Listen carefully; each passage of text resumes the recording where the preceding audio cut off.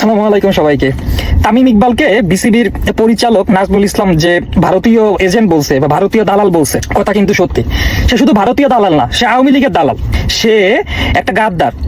এখন এই কথা শুনলে আমাকে হয়তো অনেকেই গালি দিবেন দেন, কিন্তু ভাই আমিও তামিম ইকবালের অনেক বড় একটা ফ্যান, আমিও সাকিব আল হাসানের অনেক বড় একটা ফ্যান। কিন্তু কথা হচ্ছে, যখন দেশের কথা আসে, যখন দেশের মানুষের কথা আসে, হ্যাঁ, দেশের মাটির কথা আসে, তখন আসলে ওই যে ফ্যান বলে কার কি ফ্যান, এই সব আর তখন কাজ করে না মাথায়। কিন্তু যখনই দেশের কথা আসে, দেশের মানুষের কথা আসে, দেশের সম্মান কথা আসে, ঠিক আছে, তখন ভাই zero tolerance.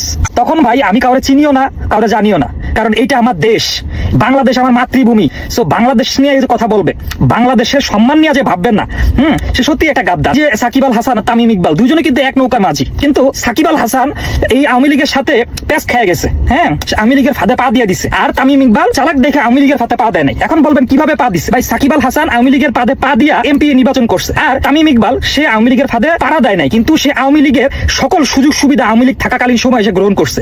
Even Shakib Al Hasan, Tamim Iqbal দুইজনই আওয়ামী লীগ থাকাকালীন সময়ে তাদের সকল সুযোগ সুবিধা গ্রহণ করছে। আসেন তামিম ইকবালের গাদ্দার কেন বললাম এটা বলি। তামিম ইকবাল গাদ্দার এই কারণে যে সে দেশেরটা খাইয়া, দেশেরটা পইরা, দেশের টাকা দিয়ে মার্সিডিজ গাড়িতে ঘুইরা দেশের মানুষের সাথে খেলছে ওর নিজের পার্সোনাল ইগুর কারণে। পার্সোনাল সমস্যাটা কি? 2023 সালে যখন আমাদের বাংলাদেশের ওরা দরকার ছিল এই যে বিশ্বকাপটা খেলার জন্য, তখন ও বিশ্বকাপ খেলে নাই। ওর পার্সোনাল কারণ কি ছিল? সাকিব আল হাসানের সাথে প্রবলেমের কারণে ও বিশ্বকাপ খেলে নাই। এই যে ক্রিকেটটা বাংলাদেশের মানুষের একটা ইমোশন, বাংলাদেশের একটা ইমেজের ব্যাপার, সেগুলো কিছু ভাবে নাই। সে নিজেরটা ভাবছে, সে নিজেরটা ভাইবা সে ওই বিশ্বকাপে অংশগ্রহণ করে নাই, সে খেলে নাই যখন সে ফর্মে ছিল। লিটারেলি তখন বাংলাদেশের মানুষ এমন একটা অবস্থায় চলে গেছে, ওর পায়ে ধরা বাকি ছিল যে ভাই তুই খেল, কিন্তু ওর এত ইগো, ও খেলে নাই। আজকে তামিম ইকবাল কেন হইছিস?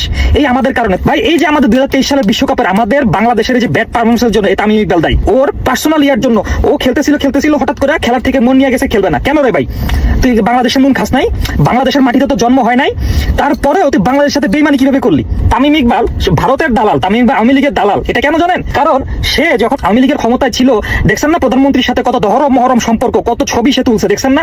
যখন শেখ হাসিনা পালায় আগস্টের 5 তারিখে, আর তামিম ইকবাল আগস্টের 3 তারিখে শেখ হাসিনার সাথে দেখা করতে যায় গণভবনে। আজকে যখন মোস্তাফিজের নিয়ে কথা হচ্ছে, তখন ও বলতেছে যে আমাদেরকে নাকি ইন্ডিয়াতে খেলা উচিত, আইসিসির কথা শোনা উচিত। তোমার নিজের ইগোর কারণে তুমি খেললা না, হ্যাঁ। আর এখানে যখন পুরো বাংলাদেশের ইগো, পুরো বাংলাদেশের কথা আসতেছে, তখন তুমি এই কথা কিভাবে বলতেছো? ইন্ডিয়া অন্য কোনো ভাবে না পাইলে এখন তোমার দিয়ে বলাচ্ছে না তো, সন্দেহটা কিন্তু তোমার দিকেই আসে। ভাই আপনাকে কেন দালাল বলা হবে না? এই যে জুলাই আন্দোলন হয়েছিল, এত ছাত্র জনতা, এত মিছিল মিটিং, এত সবাই এত কষ্ট করলো দেশের ওই ক্রান্তিকাল মুহূর্তে, তামিম ইকবাল কোথায় ছিল? কোথায় ছিল সে? একটা কথা তো বললো না, কারণ হি নিড আওয়ামী লীগ, হ্যাঁ, দ্যাটস ওয়াই। তামিম ইকবালের চাচা হচ্ছে আকরাম খান, যাকে অনেকেই চেনেন, অনেকেই চেনেন না। যারা অনেকদিন ধরে খেলা দেখেন তারা চেনেন, যে আওয়ামী লীগ সরকার থাকাকালীন সময়ে বিসিবির, দ্যাট মিনস বাংলাদেশ ক্রিকেট বোর্ডের সভাপতি ছিলেন। এই 13-14 বছর উনি যে সভাপতি ছিলেন, এই টাইমটা সে তামিম ইকবালকে ফুল সাপোর্ট দিয়ে গেছে। তামিম ইকবাল অফ ফর্মে থাকা সত্ত্বেও তামিম ইকবাল রান করতে পারতেছে না, তারপরেও সে তামিম ইকবালকে কন্টিনিউয়াস বাংলাদেশ টিমে রাখছে। আর বাংলাদেশের মানুষের একটা কথাই ছিল যে তামিম ইকবালের এই অবস্থা, তামিম ইকবাল অফ ফর্মে থাকা সত্ত্বেও কেন সে বাংলাদেশ ক্রিকেট টিমে আছে, তারপরেও সে কন্টিনিউয়াস বাংলাদেশ ক্রিকেট টিমে খেলা গেছে। এই সুযোগটা যদি ইমরুল কায়েস পাইতো, এই সুযোগটা যদি সাব্বির হোসেন পাইতো, তাহলে সাব্বির হোসেনের এই মানে দোষ থাকা সত্ত্বেও সে আজকে জাতীয় দলে খেলতে পারতো।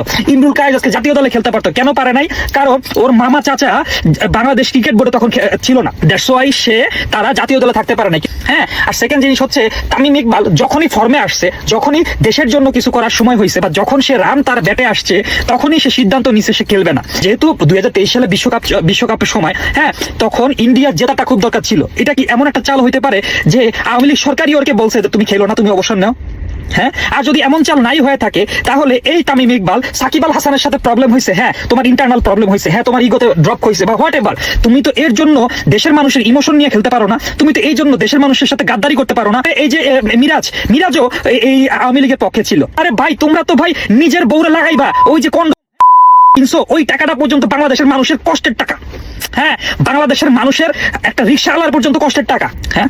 এই আওয়ামী লীগ সরকার থাকাকালীন সময় তামিম ইকবাল থেকে শুরু করে এই সাকিব আল হাসান, ওরা সব থেকে বেশি বেনিফিটেড হয়েছে। আর সব থেকে বেশি যদি বেনিফিটেড হয়ে থাকে ক্রিকেটারদের মধ্যে, সেটা হচ্ছে তামিম ইকবাল, যে কন্টিনিউয়াস 15, 16, 17 বছর সে খেলা গেছে। শুধু আওয়ামী লীগ সরকার ছিল, ইভেন ওর চাচা বিসিবি সভাপতি ছিল। এই জন্য ভাই বিসিবি সভাপতি যদি আপনার কেউ থাকে না, তাহলে আপনিও মনে হয় খেলতে পারবেন, খেলা না পারলেও। ভাই তামিম ইকবালকে যখন এই বিসিবি সভাপতি বর্তমান সময় নাজমুল ইসলাম তামিম ইকবালকে বললো যে ভারতের দালাল দালাল, এটাই দোষ হয়ে গেল। আমি নিজেও সাপোর্ট করি তামিম ইকবালকে, আমি নিজেও সাপোর্ট করি সাকিব আল হাসানকে, কিন্তু যখন দেশের কথা আসে, কিন্তু যখন দেশের মানুষের কথা আসে, যখন দেশের সম্মানের কথা আসে, তখন আমি বেসিক্যালি কাউকে কেয়ার করি না। ইভেন এটা প্রত্যেকটা বাঙালির হওয়া উচিত।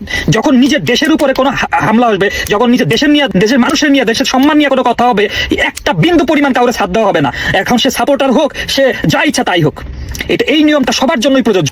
বাংলাদেশের যেখানে সম্মান নিয়ে কথা, আর সেইখানে তুমি পুরো বাংলাদেশের মানুষের বিপরীতে যে কথা বলতেছো, আই ডোন্ট নো তুমি কোন স্বার্থে কথা বলতেছো। কথায় আছে গু খায় সব মাছে, দোষ পড়ে পাঙ্গাসে। আওয়ামী লীগ যখন ছিল তখন এই যে তামিম ইকবালও গু খাইছে, সাকিব আল হাসানও খাইছে, মিরাজও খাইছে, মাশরাফিও খাইছে, কিন্তু দোষ পড়ছে কার? সাকিব আল হাসানের, ঠিক আছে, মাশরাফির। আর এরা মাঝখান দিয়ে বেঁচে গেছে। ভালো লাগবেন সবাই। আসসালামু আলাইকুম।